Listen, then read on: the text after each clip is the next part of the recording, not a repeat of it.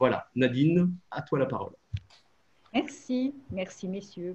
Bien, donc aujourd'hui, je voudrais d'abord vous présenter notre travail global depuis le déclenchement de cette crise Covid. L'Académie a travaillé d'abord silencieusement et maintenant, comme nous avons pas mal réfléchi, nous commençons à vous donner, à nous faire part de nos réflexions. Donc, nous avons un peu réfléchi à la crise, à ses causes, ses manifestations, et maintenant, nous pensons aussi à la sortie de crise dans tout ce qui touche nos domaines, c'est-à-dire agriculture, alimentation et environnement. Et ça, nous le faisons dans un double cadre, le cadre à la fois interne et interacadémique, les deux étant créés simultanément et travaillant en complémentarité. Alors, d'une part, vous avez la plateforme interacadémique qui réunit 6 académies, l'Académie des technologies qui a été à l'initiative de ça, Académie des sciences, Académie de médecine, Académie de pharmacie, et maintenant l'Académie vétérinaire qui s'est jointe à nous, qui avons rejoint très vite. Leur travail est structuré en 4 groupes et je vous cite les 4 groupes. Le premier, c'est benchmarking des solutions utilisées dans les autres pays pour préparer la sortie de crise sanitaire. La deuxième, c'est résilience de l'industrie française et vous avez vu que nous nous intéressions aussi à la résilience des industries agroalimentaires. Troisièmement, le rôle des plateformes et usage du numérique. C'est donc la plateforme à laquelle participe Guy Waxman qui va nous en parler aujourd'hui. Et quatrième, répartir avec les objectifs de développement durable de façon soutenable et résiliente. Donc, à l'exemple de Guy Waxman, des membres de l'Académie participent à cette plateforme interacadémique. En parallèle, à l'initiative de Michel Dron, a été créé un forum et donc Michel Dron et Philippe Kinbombled sont en charge de l'animation de ce forum. Donc, je rappelle que Philippe, qui vient de vous parler, est directeur du développement et de la communication et que Michel Dron est secrétaire de la section 1, production végétale. Et le forum a été structuré en 6 chantiers, zoonose, territorialité, on vous a déjà parlé de la territorialité avec Jean-Louis Rastoin, sécurité alimentaire et en France et dans le monde, et puis recherche agroalimentaire, résilience des filières agricoles et PAC. Donc aujourd'hui, ou hier, Philippe Kinbombled a mis sur le site de l'Académie la liste des articles qui ont été écrits et qui peuvent être consultés sur notre site. Donc, si vous allez dans la rubrique articles, vous avez énormément de choses à lire. Alors, les 2 membres de l'Académie qui vont s'exprimer aujourd'hui, d'abord Guy Waxman, ensuite Dominique Job, ils ont tous 2 réfléchi dans ce double cadre du forum, de l'Académie et de la plateforme interacadémique. Et ils nous font partager leurs connaissances et nous les en remercions beaucoup de le faire si rapidement. Alors, le point commun entre les 2 interventions, c'est que tous 2 vont nous parler d'innovation, car la crise Covid risque d'être un bon catalyseur des mutations et des transitions en cours dans les filières agricoles et alimentaires. Donc, je vais passer la parole à Constant pour vous présenter Guy Waxman et son sujet. Voilà. Merci Nadine, merci Madame la Présidente. Bon, Guy Waxman, que certains connaissent parce qu'il a beaucoup travaillé en tant qu'ingénieur agronome, d'abord au Québec, puis ensuite dans un grand organisme national, et on a eu, je dirais, un peu un maître commun, c'est Atonati, ceux qui ont connu les débuts de la micro-informatique, donc c'est assez normal que nous retrouvions aujourd'hui Guy Waxman sur ces problèmes de numérisation, ce problème d'intelligence artificielle, tout ce problème de plateforme, puisque autant à l'ACTA, où il était directeur informatique, ou en tenant son blog à titre personnel, bon, c'est quelqu'un qui est très féru de ces problèmes, comme je le disais tout à l'heure, d'intelligence artificielle et de numérisation. Donc, Guy Watzmann, merci à toi d'apporter tes compétences au sein d'Académie. Tu es dans la section agrofourniture et l'informatique fait partie de ces sources de l'agriculture et pas seulement l'agriculture, aussi l'industrie bien sûr, mais également tu es maintenant secrétaire adjoint de cette section. Donc on te laisse la parole. On te remercie aussi d'avoir contribué, participé activement à ce groupe interacadémique. À toi. Eh bien, merci. Donc, je vais essayer de vous présenter. Alors là, j'ai fait une dyslexie entre Covid et Codif, voilà. Je m'en excuse. Donc, cet exposé, j'en aurais dû le faire à deux, puis notre collègue Jean-Marie Serroni n'a pas pu se joindre, enfin, donc un empêchement. Donc, je voudrais vous parler donc de. Là, on parle de basculement. C'est un terme qui a été beaucoup utilisé dans l'enseignement. Dans l'enseignement, il y a véritablement un basculement vers le numérique qui s'est produit après une longue période de maturité, disons, de maturation.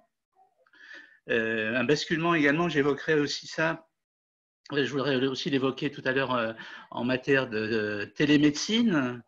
Là encore, pendant très longtemps, on a parlé de télémédecine, mais sans rien voir de concret, au moins si on n'était pas engagé directement dans le sujet. Et puis là, tout d'un coup, brusquement, je crois que sur la première semaine d'avril, il y a eu 1 million de téléconsultations médicales dans la semaine. Ça a été absolument stupéfiant. Un basculement aussi, bon, pour l'Académie d'agriculture hein, qui utilise les moyens d'Agrignum aujourd'hui pour faire ce genre de téléconférence. Alors, donc je me présente, membre d'Académie d'agriculture. Alors j'édite 2 lettres hebdomadaires donc, qui sont disponibles sur le site informatique-agricole.org, donc, sur lequel on peut s'abonner. Et puis j'ai été ancien directeur d'acte informatique. Donc là, vous voyez, je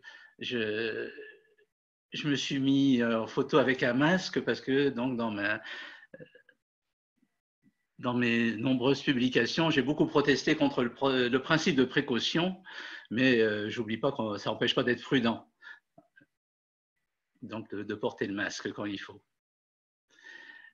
Alors, une première remarque, là vous avez, c'est Jean-Marie Serroni qui me l'a suggéré, lui qui est un orateur de première bourse, si je puis dire, qui a une présence sur scène tout à fait, une présence physique, une présence à beaucoup d'égards, enfin, sans parler du fond qui est vraiment intéressant. Effectivement, on se trouve avec beaucoup de conférences casse-pieds, alors j'espère que celle-ci ne va pas l'être trop casse-pied justement. Et dans sa réflexion, Jean-Marie Serroni me dit que on fera la part des choses et que les rencontres physiques auront quand même un bel avenir, à moins qu'on arrive à inventer un art oratoire spécifique sur le web, un vrai charisme. Et là, pour ce qui me concerne, j'ai peur de vous décevoir. Hein. Mais encore que les webinaires de notre académie sont quand même, j'ai regardé les précédents, ils étaient tout à fait d'une bonne tenue. Voilà. Alors, avant de passer à l'année 2020, il faut se souvenir de ce qui s'est passé, à mon avis, il faut se souvenir de ce qui s'est passé en l'an 2000, non pas parce que c'était le changement de millénaire, mais c'est qu'il y a eu une bulle boursière qui a éclaté. C'est exactement il y a 20 ans. Et il y a 20 ans, donc, un peu comme aujourd'hui d'ailleurs, on voyait Internet comme la solution de tous nos problèmes, comme la potion magique.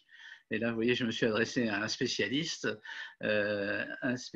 donc, il y a eu cette période d'intense spéculation pendant quasiment toute la décennie précédant l'an 2000, et la bulle a éclaté. Alors, le Covid, c'est un peu plus tôt dans l'année, mais la bulle a éclaté en mars 2000, quand le Nasdaq s'est effondré, l'indice des valeurs technologiques à New York s'est effondré, passant de 5000 points à 2500 environ.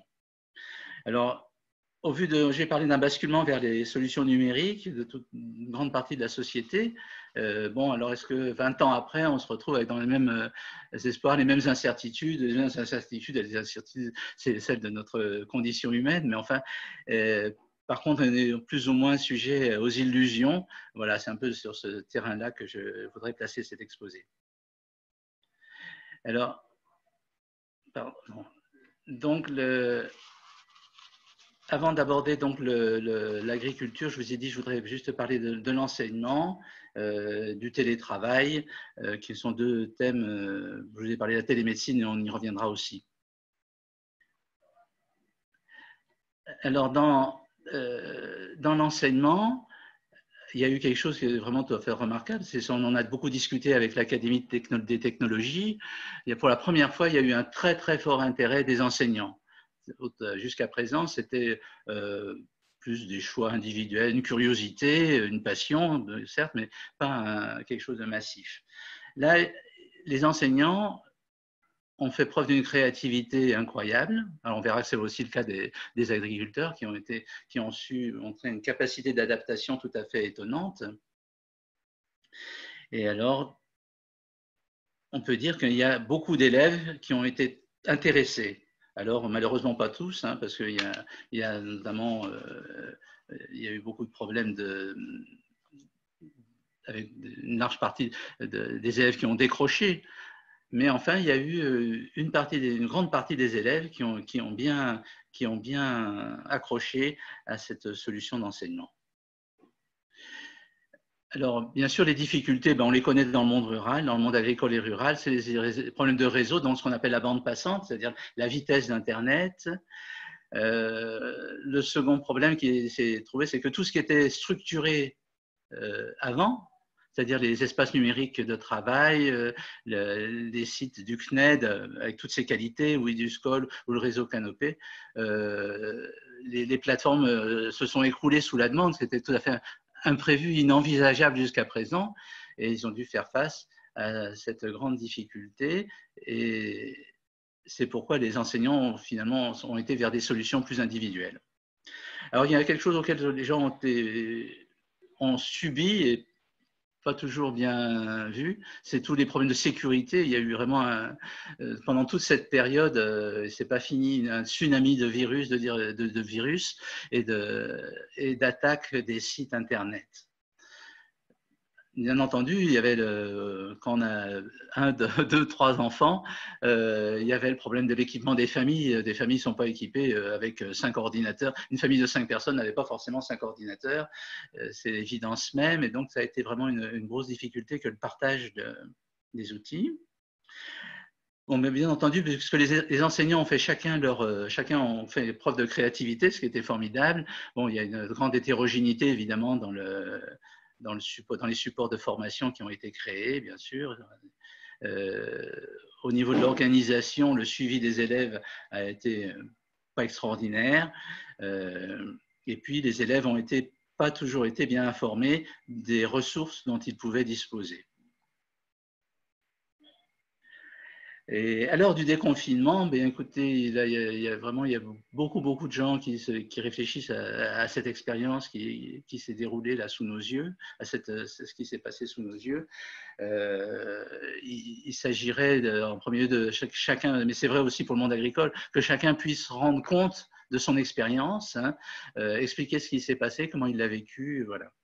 En matière d'enseignement, là, le numérique a été assimilé à ce qu'on appelle le distanciel, c'est-à-dire l'enseignement à distance, et pas tellement le numérique dans la classe. Et donc là, il y a aussi cet fait que le numérique en distanciel ne dispense pas du numérique dans la classe. Et là, il y a encore un espace de créativité à explorer. Notamment, les spécialistes considèrent que le numérique est très propre à engendrer des dynamiques de groupe. Alors, on le voit bien, toute cette dynamique de groupe dans les réseaux sociaux, parfois pour le meilleur, mais souvent pour le pire. Mais en fait, c'est certain qu'il y a cette dynamique de groupe qui peut être créée au travers du numérique. Et puis, une réflexion quand même sur l'équipement. Un certain nombre de départements ont cru bien faire en offrant des tablettes à tous les élèves. Bon, c'était peut-être prématuré, sans doute, on va dire. Je crois qu'ils ont voulu bien faire et ce n'était pas forcément tout à fait adapté au moment où ça a été fait. Et puis, donc, c'est bien évident qu'à partir de l'expérience qu'on en a, il s'agit de favoriser des expériences à la base et bien sûr, revoir ce problème des décrocheurs, problème auquel tout le monde cherche une solution.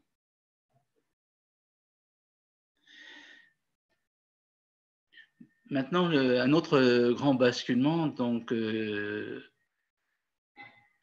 ensuite on verra l'agriculture, hein, bien sûr, c'est le télétravail. Alors souvent apprécié, mais pas toujours. Hein. Il y en a qui resteraient bien en télétravail et d'autres pour qui ça a été une expérience un peu plus douloureuse.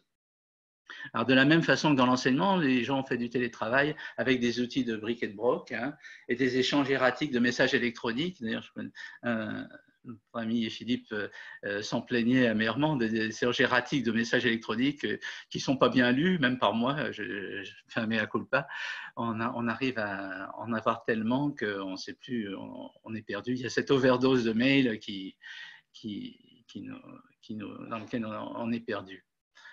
Il y a encore donc toujours ces problèmes de sécurité donc, sur lesquels je voudrais que vous preniez, auxquels il faut prendre garde. Et donc là encore, en matière de télétravail, les bonnes pratiques en matière de circulation de l'information numérique sont sans doute à inventer ou au moins à redécouvrir par chacun d'entre nous. Ah bon, j'en viens à l'agriculture. Donc, il y a eu hier, c'est paru hier, oui. C'est un petit sondage, je ne sais pas comment il faut appeler ça. C'est une petite enquête sur les solutions pour traverser la crise, pour rejoindre les préoccupations du forum que Michel Dron anime au sein de l'Académie d'agriculture. Bon, alors il y a bien sûr dans les solutions, il y a des solutions qui sont privilégiées par les agriculteurs. Mais alors, ce qu'on est un peu surpris, c'est que si vous regardez la dernière ligne, c'est la mise en place de solutions de travail collaboratif. C'est-à-dire tout ce qui peut être plateforme d'échange d'informations, de services, enfin, d'échange d'informations, bien sûr, mais probablement possibilité d'échange de services, rendre un service à quelqu'un pour demander un service à quelqu'un. Donc, peut-être plus que des échanges d'informations, des échanges de travail. Voilà. Si vous montez un peu plus haut, il y a quelque chose sur lequel on reviendra, c'est des conseils pour l'accompagnement à la vente des productions.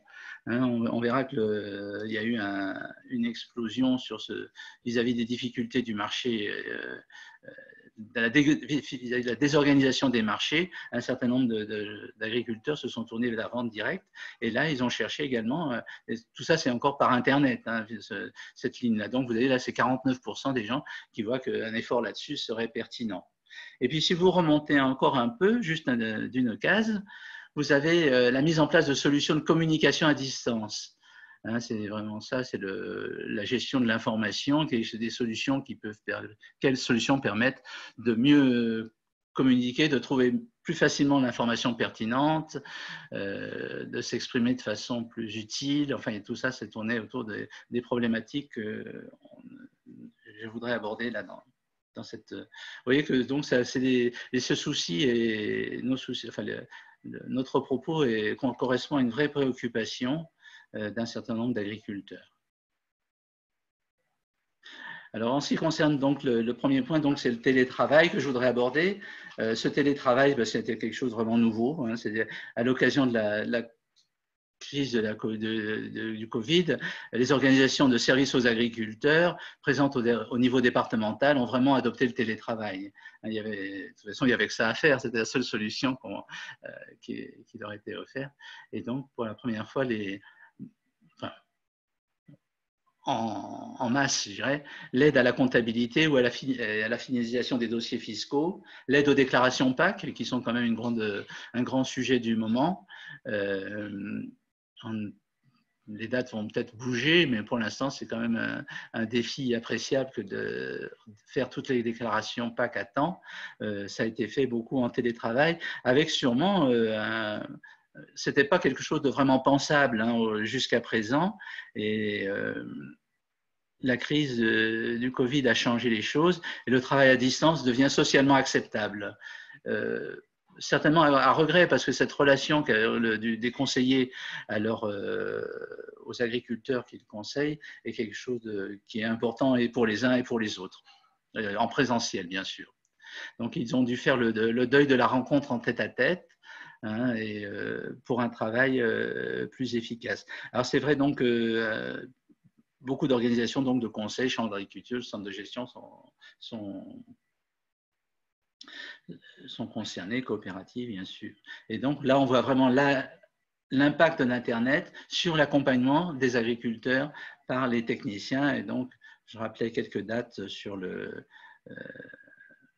concernant les dossiers PAC. Alors, sans doute, à la clé, hein, le résultat, c'est moins de déplacements, moins de temps de déplacement, et Dieu sait s'il y en a. Des réunions mieux préparées, mieux structurées. Alors, reste à savoir si elles seront plus utiles, hein, dans la mesure où c'est facile de décrocher, de penser à autre chose devant son ordinateur, puis de passer du coq à l'âne. Mais enfin, disons, les réunions mieux préparées, mieux structurées, c'est tout à fait, je crois que c'est un acquis. Avec cette question donc, que j'évoquais à l'instant, il y a une convivialité évidente dans notre milieu professionnel et on serait embêté de perdre ceci.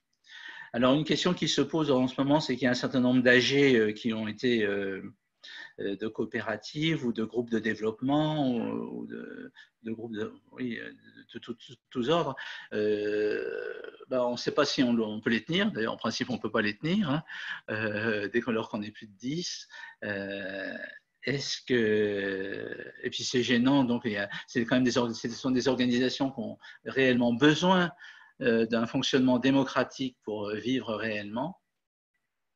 Est-ce qu'elles vont pouvoir passer est-ce qu'elles vont passer à Zoom comme on le fait maintenant, ou à Google ou à toute autre solution pour tenir leurs AG et réunions statutaires? Voilà, donc c'est vraiment quelque chose de… Enfin, moi je crois qu'il faudrait qu'elles vont s'y mettre parce que c'est vraiment une condition même de leur efficacité, et sinon de leur survie à terme qui est en jeu.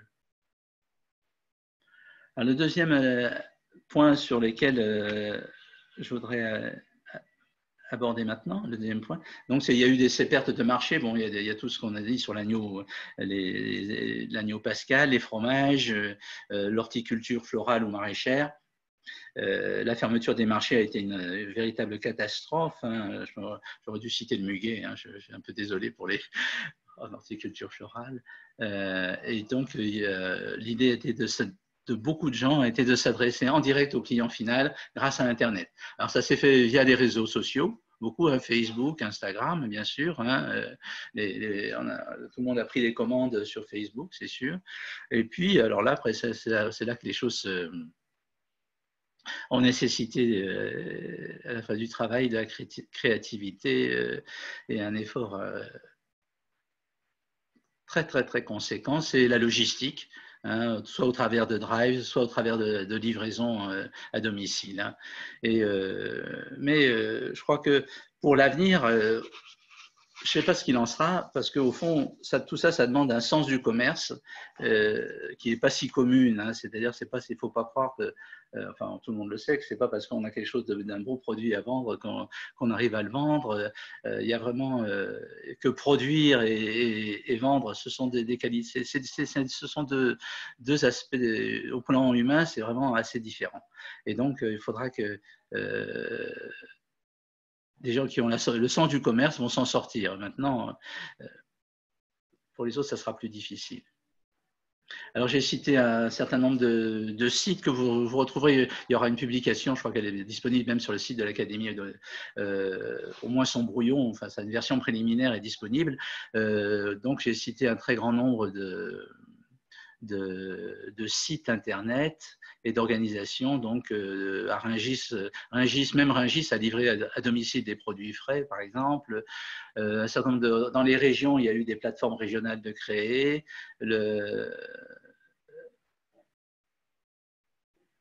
Le Crédit Agricole a soutenu une opération, le Crédit Agricole soutient de façon très, très remarquée et remarquable un certain nombre de startups. et elle a créé une plateforme, donc loop-market.fr, de site de vente directe. Alors sur un autre site, ils insistent, c'est une solution, mais pas la solution. C'est évident que ça ne peut pas être la solution pour tout le monde. Les caves coopératives viticoles, alors c'était...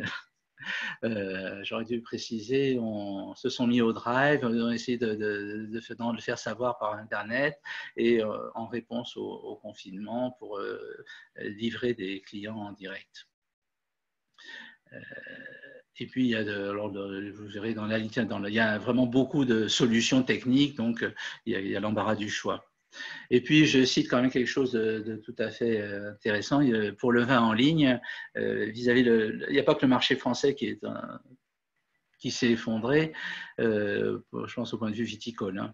La vente de vin en Chine, qui nous a acheté beaucoup de vin et alcool. Donc, la réponse à la crise a été évidemment recommandée par les spécialistes de la COFAS, c'est évidemment la vente par Internet, donc, ce qu'on appelle le casse-tête chinois de l'après-coronavirus. Alors, on peut s'interroger donc sur comment ça va évoluer, hein, comment la compétition entre circuits de distribution, parce que la vente directe va prendre plus de place probablement, comment ça va évoluer après la crise, avec ces circuits courts à la fois fragiles et extrêmement réactifs, comme on l'a vu tout au long de la crise. Hein. C'est Jean-Marie Serroni qui s'interrogeait ensemble, est-ce que les habitudes de consommation vont-elles aussi évoluer? Et là, quelque chose de très intéressant, c'est que jusqu'à présent, les consommateurs avaient une forte réticence à acheter des produits frais via le web. Hein, et autant acheter des choses... l'électronique grand public, il y a un certain nombre de tout qui s'achetait bien sur le web. Et là, tout d'un coup, la vente de produits frais traditionnels s'est faite en e-commerce. Est-ce que ça va durer? Comment les choses vont évoluer? Mais c'est vrai que pour l'avenir de la vente directe, ça serait vraiment intéressant que cette situation perdure.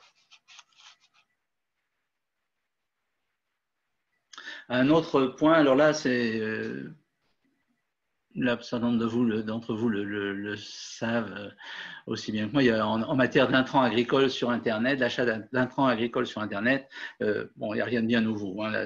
La crise ça a été une amplification probablement, mais pas. Parce que de toute façon, les coopératives et les négociants, bon, tout le monde est secoué par la crise, mais ils étaient déjà présents, ou désormais présents aujourd'hui, ils étaient déjà présents. Alors, il y a un acteur qui est tout à fait remarquable, c'est Agriconomie, hein, le e-commerce au service des agriculteurs. Et donc, en face, il y a tous les gens plus traditionnels, les coopératives avec leur plateforme Aladdin, qui est une plateforme digitale de très grande ampleur. Et puis, je voulais citer quelque chose de tout à fait... bon, alors c'est ancien, hein, c'est l'héritage des petites annonces de la France agricole, qui aujourd'hui, c'est sur ternet-occasion.fr, où il y a plus de 85 000 matériels agricoles et plus de 2 millions de pièces de rechange à la vente. Et le site est dans les langues, alors je n'ai pas compté les langues, hein, mais elles sont extrêmement nombreuses et ça correspond au fait que si les Français achètent du matériel neuf, ils le revendent assez rapidement parce que la décote est faible et plus petite et ils sont en revendant rapidement et en rachetant du neuf, ils sont certains d'avoir du matériel qui marche. Et vous voyez donc le site d'Internet Occasion a fait un effort de multilinguisme tout à fait étonnant. Donc ce que ça représente, j'ai repris les résultats d'une étude qui est faite par Iltel Datagri, Iltel qui avait été créé par un pionnier du Minitel, vous voyez, donc Christian Gentillot, pour Ternet Média et France Agricole. Donc, vous voyez, on voit ce qui correspond à la partie matérielle en tête des achats réalisés par Internet tels qu'ils apparaissent dans l'enquête, avec les évolutions, vous voyez, sur les 3 années 2017, 2018, 2019. Et donc, la part des pièces détachées, évidemment, les petits consommables, le matériel d'occasion, bon, quand même beaucoup moins déjà. Alors, un des aspects de la crise du Covid en agriculture, c'est bien évidemment, on l'a vu dans beaucoup de pays, en Allemagne, c'est les asperges, en France aussi, hein. Au Royaume-Uni, c'est autour des fraises que les problèmes se focalisent. Donc, nous avons besoin des travailleurs émigrés. On en a besoin de 200 000 en France. L'Italie, ça envisage de régulariser la situation de 600 000 émigrés. Le problème des fraises risque d'être résolu puisque la Chambre des communes a voté, je crois que c'est lundi soir, la Chambre des communes a voté un règlement, enfin je ne sais pas comment il faut l'appeler, considérant que les fruit pickers, les ramasseurs de fruits seraient prioritaires pour des visas d'autorisation d'entrée au Royaume-Uni. Et puis, il y a la Californie. Alors, c'est plus ancien comme problème. Ça, maintenant, c'est un problème qui date de 3 ans, qui doit remplacer les migrants mexicains. Donc, oui, c'est un problème un peu, tout à fait. C'est un problème européen, bien sûr, mais c'est aussi un problème pour les États-Unis. Alors là, les sites français en France ont fleuri, hein, donc il y a des offres diffusées gratuitement, des offres de recrutement de saisonniers, on a des réseaux facilitant la recherche de main-d'œuvre, la mise en relation gratuitement de personne à personne. Et puis, alors, il y a eu plus de 310 000 personnes inscrites sur la plateforme des bras pour ton assiette. Alors, ça, c'est tout à fait impressionnant.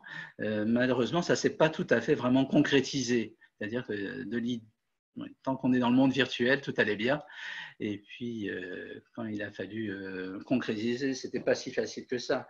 Évidemment, un agriculteur qui, un lundi matin, doit recevoir une dizaine de personnes nouvelles, c'est compliqué. Enfin, il y a un problème d'encadrement, d'information à passer, c'est vraiment difficile. Il y a le souci de la formation. Certains arrivent à croire que les métiers de l'agriculture sont peu qualifiés. Ben, ils se trompent bien souvent. C'est des gestes précis, c'est une attention, c'est une précision qui est demandée, qui n'est pas si facile que ça à atteindre. J'ai souvenir d'avoir fait des stages en exploitation, parfois des souvenirs un peu pas douloureux aujourd'hui, il y a prescription, mais ce n'était pas forcément facile. Et donc, cette méconnaissance de la technicité et de la pénibilité est patente. Pourtant, on peut se faire aussi la réflexion que les métiers de l'hôtellerie ou de la restauration sont eux aussi éprouvants, et pourtant ils attirent notamment des jeunes dans des périodes de transition.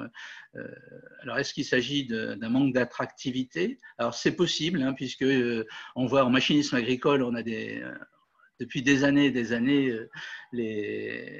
j'entends parler de ceci, que de la part des gens qui, pas forcément des fabricants de machines, mais tout ce qui est maintenance et réparation des machines agricoles, on cherche du monde, hein, c'est plusieurs milliers d'emplois qui ne sont pas pourvus. Dans l'élevage porcin aussi, je sais qu'il y avait à un moment donné, il y avait énormément de postes non pourvus. Donc, est-ce qu'on a un problème comment peut-on revaloriser l'image du travail agricole? Alors ça, c'est une question entièrement ouverte.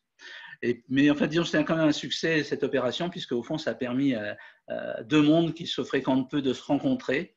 Et je crois qu'au total, c'est quand même une belle opération de communication qui n'empêche pas qu'on a besoin d'accueillir des travailleurs immigrés pour la saison.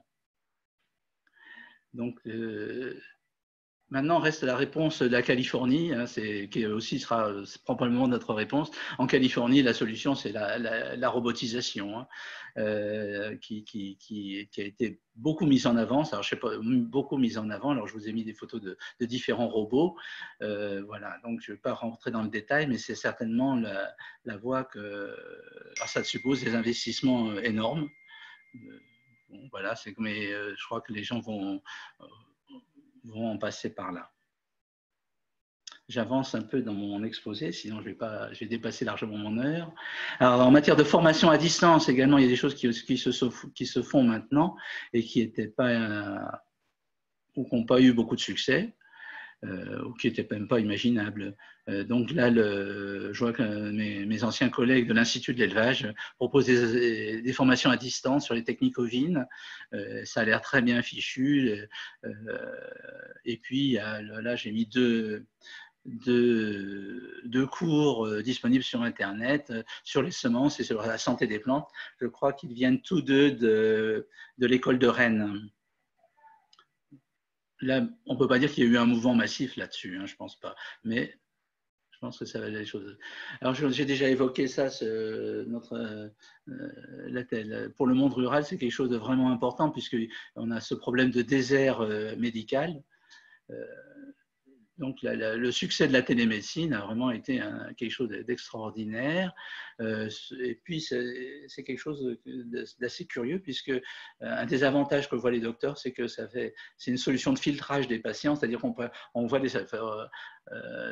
ça leur permet de savoir qui il faut vraiment voir en direct. Donc, c'est une première étape, et ça leur a apparu très satisfaisant sur cet angle-là.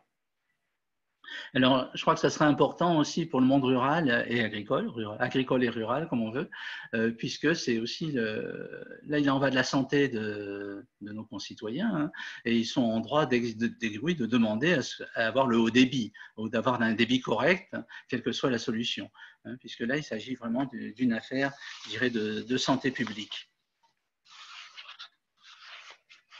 Un des aspects de cette santé publique est que, vous savez, il y a toujours ce problème de surmortalité par suicide des exploitants agricoles.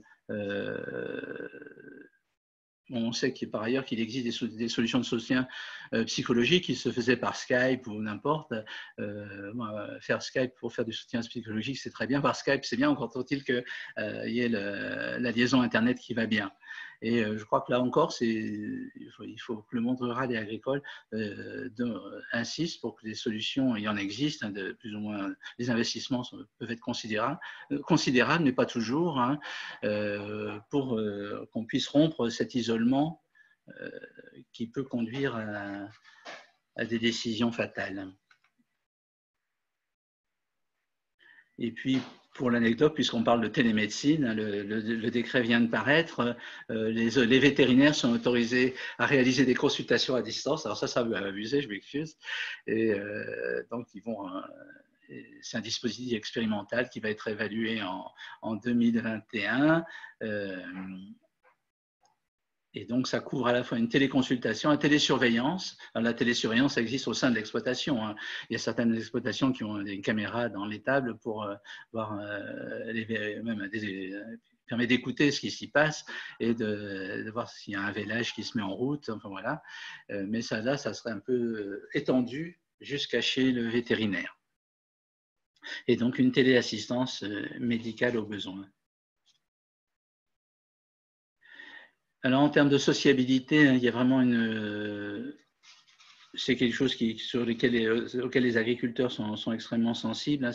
Ils ont exactement le même comportement que tous nos concitoyens, disons que les Européens. Hein. Donc, c'était déjà vrai sur Minitel. Hein. Alors, évidemment, ils regardaient plus la météo que Monsieur Tout le Monde, ou Madame Tout le Monde, mais pour les achats à Redoute, ils faisaient exactement comme tout le monde. Hein. C'est pareil sur Internet, ils ont vraiment le comportement, et c'est ce que montre l'étude Agrinote 2019, dont je vous ai montré déjà quelques résultats, et que je reprends ici. Là, je ne vais pas insister, vous le retrouverez, c'est sur les supports. Hein, c'est sûr que sur les réseaux sociaux, ils y vont plutôt avec l'ordinateur, parce que comme ça que ça s'est passé au début, mais le portable et la tablette deviennent également importants. Là, c'est la comparaison des différents réseaux sociaux avec Facebook et YouTube qui sont privilégiés. Vous retrouverez des détails. L'enquête dans son ensemble est disponible sur Internet. Alors, qu'est-ce qu'ils regardent? Bon, écoutez, des sujets d'autres, des agriculteurs, des sujets professionnels, mais je crois pas que. Hein, c'est pas du tout. Ça, c'est ce qu'on. Mais en fait, ils regardent aussi beaucoup en dehors de l'agriculture. Alors, je voulais dire 2 mots de Galiléo, parce que c'est vraiment quelque chose qui est un peu marginal certainement, mais qui est important. C'est le GPS européen qui annonce déjà 1 milliard d'utilisateurs. Je ne sais pas comment il y trouve, mais si c'est vrai, c'est très bien. C'est une précision incomparable avec le GPS, hein, et ça permettrait vraiment un essor de l'agriculture de précision, sans avoir à recourir à des solutions qu'on appelle RTK, qui consistent à prendre une station de référence de façon à corriger le signal GPS qui est brouillé, enfin qui est imprécis. Et donc, ça serait vraiment économique pour la mise en œuvre de l'agriculture de précision dans de bonnes conditions. Alors, il a eu des malheurs en 2019 avec une panne. Tous les satellites ne sont pas opérationnels, mais voilà, Galiléo devrait vraiment apporter énormément à l'agriculture en termes de précision et fournir une alternative crédible au GPS américain dans les années qui viennent. Alors, ce dont je n'ai pas parlé, bien sûr. Alors, en premier lieu, il y a la presse, hein, la presse nationale qui est... La presse, en général, est en danger de mort. Hein. C'est vrai que c'est quelque chose, un changement culturel complètement... oui, je dirais dramatique, hein, au moins pour des gens comme moi. La presse nationale n'est pas en bonne forme, la presse locale ou la presse professionnelle agricole départementale, sans oublier les mensuels techniques, sont en difficulté, hein, ça c'est sûr. Il y a une des difficultés structurelles, bien sûr, du fait du vieillissement du lectorat agricole et rural. Mais en plus, il y a, bon, bien sûr, alors, la faillite de la Poste, hein, qui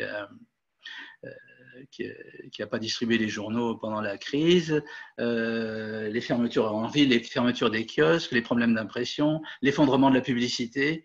Voilà. Donc, qu'est-ce que ça va devenir? C'est vraiment une question ouverte et il n'y a pas forcément lieu d'être optimiste. Hein. Alors, la solution, c'est le digital avec abonnement, mais il faut se rendre compte que je vous ai mis le succès absolument, je vous ai mis un petit graphique là, sur le succès absolument invraisemblable du New York Times, qui doit être à plus de 4 millions d'abonnés par Internet. Mais bon, ça ne peut pas être répété comme facilement. Enfin, c'est un succès exemplaire, mais voilà, cette inquiétude pour la presse où la crise du Covid sera peut-être difficile à surmonter, sûrement difficile à surmonter. Ce dont je n'ai pas parlé non plus, c'est toujours dans le domaine du numérique, du virtuel, c'est les objets connectés. Alors, l'Internet des objets, qui est avec beaucoup de promesses, hein, beaucoup de projets, beaucoup de choses, mais enfin, encore pour l'instant, c'est quelque chose qui progresse, hein, mais les objets connectés, vous voyez, la station météo connectée, ce n'est pas tellement original. La caméra fixe dans les tables pour surveiller du matériel, ce n'est pas non plus la sonnerie connectée. Enfin, il y a beaucoup de choses qui se font, qui sont dans les sociétés, dans les laboratoires des sociétés, mais ce n'est pas encore... ça va venir. Alors, il y a un certain nombre de gens, par contre, dont je voudrais parler, c'est ceux qui s'expriment sur YouTube. Et donc, il y a Étienne Agri, YouTuber. Je vais faire attention, j'ai dû le réécrire, le beurre, pour l'écrire comme il faut.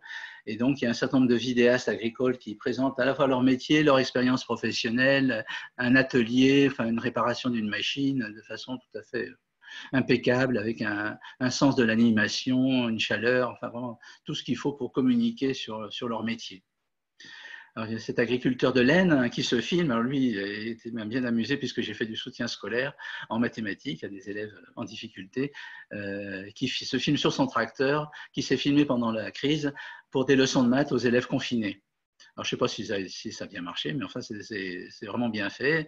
Et puis, il y a ce groupe des agri-tweetos qui sont des fanatiques de Twitter et qui également ont fait de Twitter un espace d'expression vraiment original et intéressant.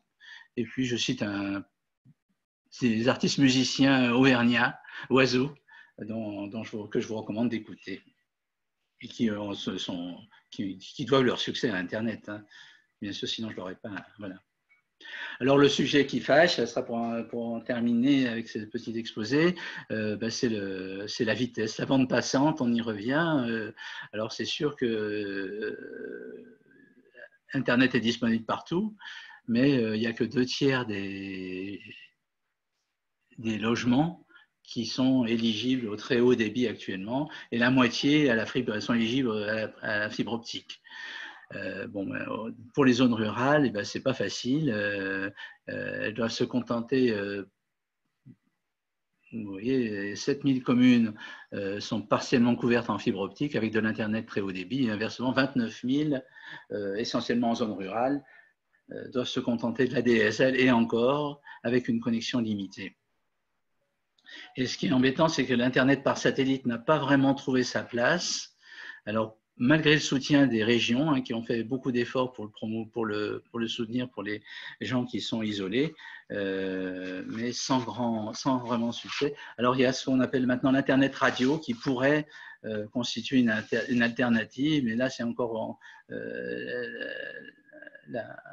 ça nécessiterait certainement que les collectivités territoriales s'y investissent et elles vont avoir, en cette période post-crise, elles vont avoir d'autres soucis. J'ai peur que ça ne se fasse pas bien. Voilà, pour conclure, je voudrais donner quand même au-delà du numérique, hein, dont on a essayé de faire un tour d'horizon ici, c'est une crise inattendue et violente que nous traversons, nous traversons encore. Bon, ça mène à des réflexions peut-être un peu plus globales hein,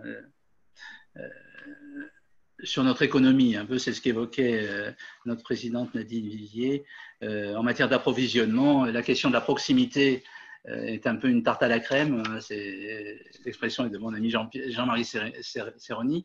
La proximité n'est pas synonyme de sécurité. Il vaut mieux avoir plusieurs sources d'approvisionnement pour une supply chain sécurisée. Dans tout ça, dans cette histoire, il y a Internet. Les maillons faibles de la chaîne alimentaire, ça paraît la logistique, c'est plus l'information, c'est vraiment au niveau logistique. En termes de souveraineté alimentaire à laquelle nous aspirons tous, est-ce que c'est possible en espérant conserver d'importants marchés à l'exportation? Je pense au vin d'abord, hein, au vin et spiritueux, le cognac et autres vins, et puis le marché du blé, bien sûr, des céréales, bien sûr. Voilà, puis de la main-d'œuvre indispensable, on a largement vu que c'est un gros problème, et puis comment les circuits de distribution vont-ils évoluer? Voilà, je vous remercie de votre écoute. J'espère qu'on pourra à la fin du confinement se retrouver comme dans le village d'Astérix. Et je rappelais la devise de l'Académie d'agriculture en quelques mots, en 5 mots. Donc une passion connaître, une ambition transmettre. Voilà, je vous remercie de votre attention. Merci beaucoup Guy pour cette conférence qui nous montre l'explosion de l'utilisation d'Internet et avec l'humour d'Astérix. C'est très appréciable. Bien, alors il y a beaucoup de questions. Je commencerai par l'intervention de Brigitte Laquiès qui nous donne une information supplémentaire qui conforte ce que tu viens de dire. C'est actuellement la semaine agricole en Nouvelle-Aquitaine qui se passait habituellement en présentiel et qui, cette année, est digitale. Ça se fait avec la Chambre d'agriculture. Et elle dit, hier, notre consoeur Christiane Lambert et donc moi-même, Brigitte Laquiès, participions avec Skype à un débat sur bien vivre ensemble dans nos territoires. avec aussi le président de la Chambre d'agriculture de Charente et le vice-président de la communauté d'agglomération de La Rochelle. Voilà, et donc ça conforte ce que tu disais. Alors maintenant, beaucoup de questions sur l'avenir et le présent. Alors partons d'abord des ventes par Internet, en particulier des ventes de légumes frais. Et Bernard Ambolet pense qu'effectivement c'est dû à la peur qu'avaient beaucoup de gens d'aller dans les grandes surfaces, que c'était lié aussi au fait que les gens avaient plus de temps pour cuisiner et donc ils ont pris des produits frais, quoique j'ai compris que beaucoup de gens mangeaient des nouilles parce que ça ne s'épluche pas. Mais alors quel est l'avenir ? Quel est l'avenir? Parce que est-ce que l'effet soufflé ne risque pas de retomber? Est-ce que les gens vont recommencer à aller à la cantine et manger des frites? Voilà. Et puis, oui, donc voilà, première question de Bernard Ambolet. C'est une bonne question à laquelle je n'ai pas vraiment de réponse, de certitude, hein, bien sûr. Non, ce dont je suis sûr, c'est que j'avais vu, bon, je faisais donc de l'informatique, on traitait des enquêtes. Il y en avait une qui m'avait amusé sur les produits fermiers, laitiers, des gens qui faisaient des yaourts, des fromages et tout ça. Et ben, on voyait bien que c'était des gens qui avaient vraiment, c'est ce dont je parlais tout à l'heure, la bosse du commerce en même temps que la bosse de la fabrication. Et ça, si des exploitants agricoles ont les deux, moi je crois qu'ils vont maintenir, parce que c'est intéressant. La relation avec la clientèle, c'est intéressant. La production, ça les intéresse toujours. Donc ça correspond donc je crois que c'est plus, je dirais, une dimension individuelle qu'une dimension collective qui va jouer. Là, il y aura un comportement vraiment, dans certaines situations, ça correspond vraiment aux aspirations profondes Oui, vraisemblablement. Et justement, Michel Dron complétait en demandant, pardon, en se demandant, est-ce que tu connais le pourcentage de population agricole à l'aise avec le numérique, puisque les agriculteurs sont curieux et réactifs? Est-ce qu'on a des idées du… Alors, à l'aise, je ne sais pas. Non, ce serait… Alors, l'enquête dont je parlais, enfin, alors évidemment, il s'adresse qu'aux agrinautes. Hein, donc des gens, parce que pour répondre à l'enquête, déjà, il faut être connecté, il faut être peut-être possiblement client d'Isagri. Mais enfin, déjà il y a 10 ans, il y a même plus de, il y a au moins 15 ans, que les agriculteurs étaient massivement équipés d'ordinateurs, hein, ça c'est sûr. Alors il y avait une raison par rapport, je voyais, j'avais beaucoup de projets européens, il y avait une raison, alors vraiment bête, si je puis dire, c'est que la comptabilité française coûte très cher. On s'imagine, j'ai fait des expertises en Pologne, il n'y avait pas de comptabilité agricole, c'était très simple, hein, il n'y avait pas d'imposition sur les bénéfices, rien. Donc il n'y avait pas d'informatique non plus. Mais en France, où la comptabilité, on est très exigeant au niveau fiscal, ça a été un moteur extrêmement puissant de l'informatisation de l'agriculture. Et ça s'est fait dès les années 80, dont notre secrétaire perpétuel parlait, quand Jean-Marie Atonati battait les campagnes avec ses ordinateurs, je ne sais plus. Et donc, vous voyez, donc c'est à la fois ancien, c'est à la fois structurel, hein, du fait de cette complexité des exigences comptables. Et non, maintenant, je crois, c'est pas une adhésion de cœur, les gens se sont pas mis, mais la comptabilité leur coûtait cher. S'ils en faisaient une partie, ils n'allaient pas ils font certifier leur compte, les gens, enfin, que j'ai connus, hein. Mais s'ils pouvaient en faire une partie et s'impliquer dedans un peu, ils le faisaient. Enfin, c'était souvent la femme qui le faisait, mais enfin, oui. Non, c'est massif. Bien, alors une question de Philippe Prévost d'Agrinium. Comment faire en sorte que la robotique sur laquelle tu as insisté, que cette robotique n'encourage pas uniquement les formes d'agriculture capitalistique de certains territoires? car il ne faudrait pas reproduire l'abandon de territoire ou de production, comme l'a fait la mécanisation dans les années 70, alors que l'on cherche à reterritorialiser les systèmes alimentaires. Bon, alors c'est effectivement encore, c'est une très bonne question. Là, il faudrait rentrer dans le mode de financement. Hein. Après, c'est très possible que la productivité soit telle que le robot puisse être rapidement rentable. C'est pas du tout à exclure. Hein. Il n'y a pas. Maintenant, il va falloir selon il y a beaucoup. Enfin, comment dire. Dans les difficultés on rencontre, c'est souvent le problème du crédit qui est plus fondamental que la technique, que les outils techniques. Hein. Si c'est financé dans des conditions raisonnables, bon, ça peut être, ça sera jamais neutre, hein, bien sûr, mais enfin oui. Mais je n'ai pas de bonne réponse à la question en réalité. Hein. Alors là, cette fois, ça n'est pas une question, mais ça peut intéresser aussi bien toi pour tes statistiques que les auditeurs. Philippe Prévost, toujours, nous donne une petite remarque, mais qui doit intéresser tout le monde. Sur l'évolution des cours en ligne, ce n'est plus marginal quand certains MOOC dépassent les 5000 personnes. Et même, attends, j'ai du mal à lire tous les zéros, mais c'est 50 000 personnes inscrites en même temps. Les MOOC réunis dans Agrignum cumulent aujourd'hui 200 000 inscrits sur 3 ans, sachant que le nombre d'étudiants de l'enseignement supérieur agricole et vétérinaire est de 17 000. Donc effectivement, c'est considérable. Le problème reste encore la difficulté des formateurs à passer de la posture du sachant à la posture de guide. Mais on peut espérer que dans la période actuelle, ça aidera au changement, comme on le voit dans le Conseil aux agriculteurs. Bien, alors, après ce témoignage, j'ai encore beaucoup de questions. On va en prendre encore deux types. Michel Dron se demande si nous ne sommes pas aujourd'hui comme à l'époque des radios privées avec une explosion d'offres qui va bientôt qui s'est régulée progressivement. Alors, comment vois-tu cette régulation?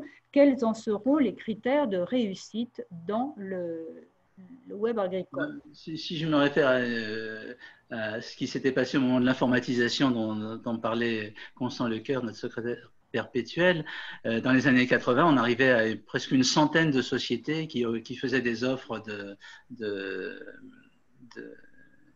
logiciels, et puis aujourd'hui, il y en a plus beaucoup. Moi, ça se compte sur les.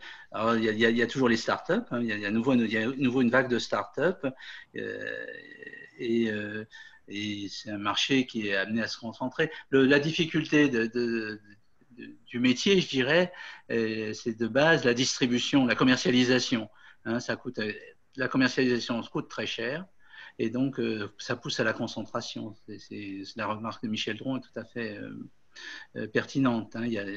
On ne peut pas rester sur un marché dispersé quand il faut aller convaincre, quand les coûts de distribution sont très élevés.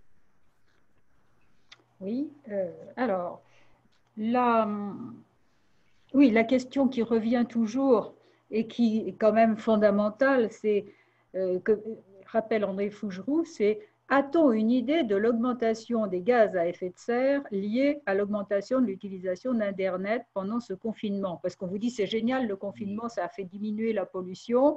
Donc, certains aujourd'hui disaient même on va reconfiner une semaine par an.